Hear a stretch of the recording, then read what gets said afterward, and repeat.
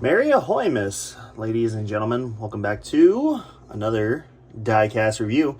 This is of Austin Prock's 2020 John Force Racing Chevrolet Top Fuel Dragster, made in 1/24 scale by Auto World. Yes, we're doing another Auto World diecast review. Because by this point in the history, they are the exclusive diecast manufacturer for the NHRA.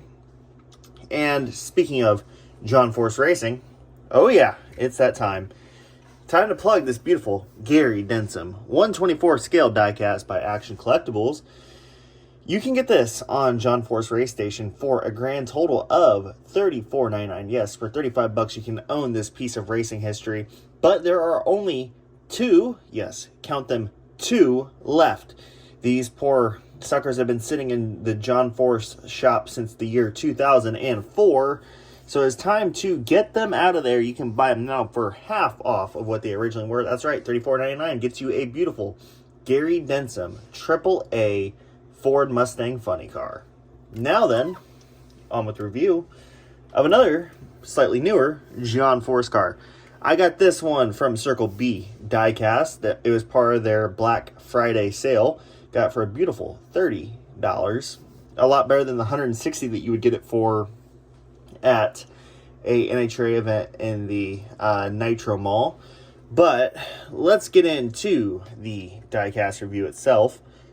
So, right here, we have Rocky Mountain Twist. And I always thought it was some sort of alcoholic beverage that you never really hear of. But no, it turns out it's drill bits.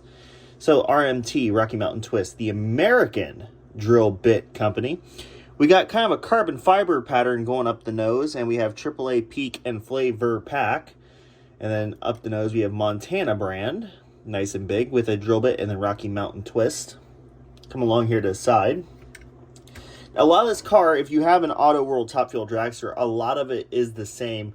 All the parts have been the same since like 2004 or so. I mean, literally the front wing's the same. Everything is the same. It's just this one has a canopy added, and you can obviously see what they changed on the car to incorporate the canopy, and we'll get to that here in a minute.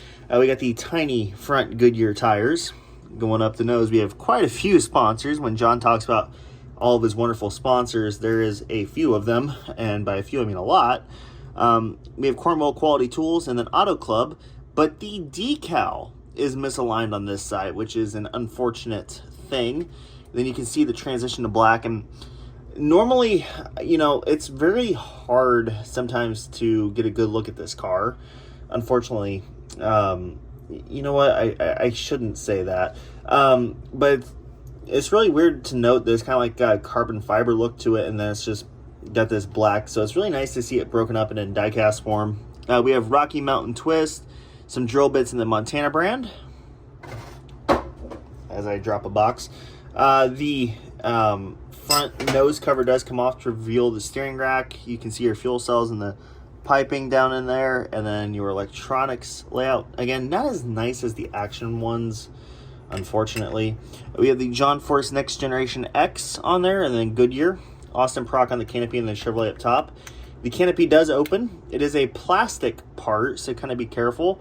And then you can see down inside you got some seat belts. You can see the steering wheel, all that. And then the canopy just clicks back close. This piece here behind the actual canopy is a new part as well for these canopy cars. They literally did a little bit of cut work along this casting line here and then stuck this on top, but it does make it accurate.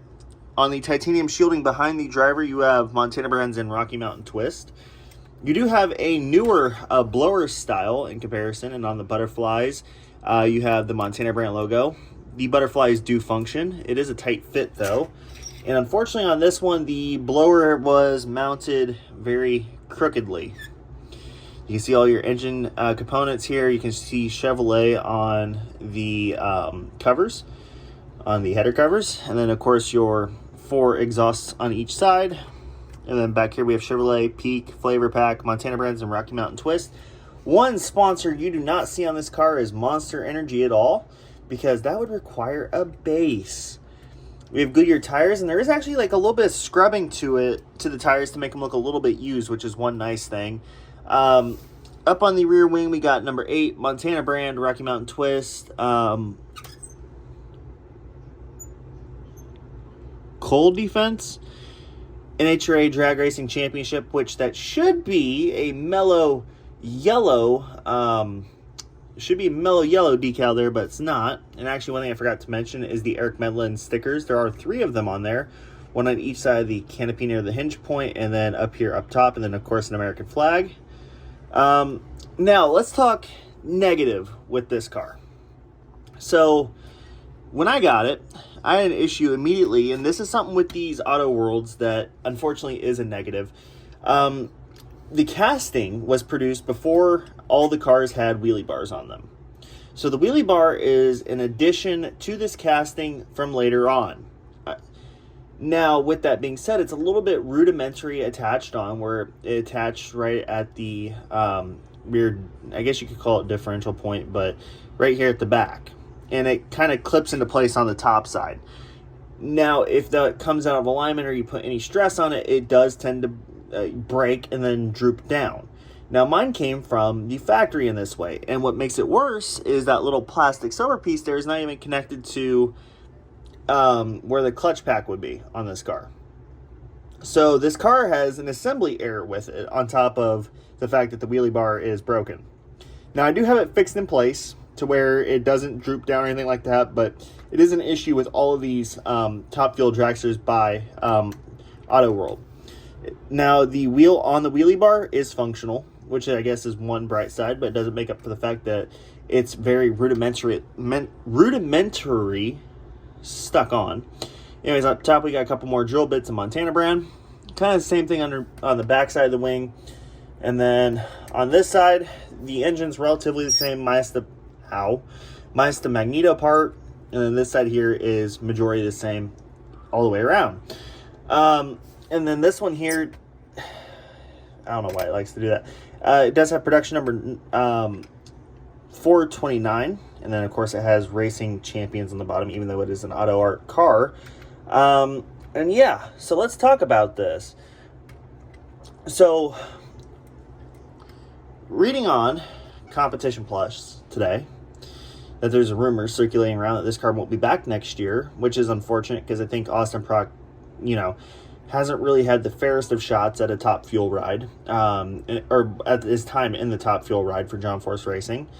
I hope to see him back next year. I think we all do. Nobody wants to see somebody disappear off the grid, and it'd be great because with the amount of Top Fuel entries that are being announced for next year, it'd make things a lot more interesting and fun for sure. On the other side of the equation, this is a 2020 car. Now, what makes a 2020 diecast so interesting to the mind? Well, it might have something to the fact that this car actually only competed twice. After the second round and going into the third round, at Gainesville, NHRA put the season on hold. And because John Force Racing is based in California, and California was one of the states that shut down the hardest, they weren't able to compete the rest of the season. And they opted not to, because they wouldn't be able to fill sponsorship commitments and blah, blah, blah. So this car only competed twice at the Winter Nationals in Pomona and in Las Vegas. So it's a little bit of an interesting diecast. It's interesting that they produced it. This is the second out of 2 Austin Prock diecasts that we had gotten. We had the rookie car, which was a primarily white rendition of this livery, produced right before it, but we have not gotten one since. So interesting enough that this ended up being possibly the final one that we've gotten, but it is a cool car. It's a beautiful livery, and also it was totally worth the $30 I spent on it for their Black Friday sale. But that's really it for the diecast review. I mean, it's really cool to have a canopy car. Finally, I do want to get the Tony Schumacher car from this year, and maybe a couple others. Leah Pruitt would be one of them as well. But that really kind of sums it up for this diecast review. So Don't forget, get your Gary Denson diecast, and we will see you in the next video. I don't know when the next video will be, so maybe Merry Christmas. We might see you in another one. Anyways, peace out, guys.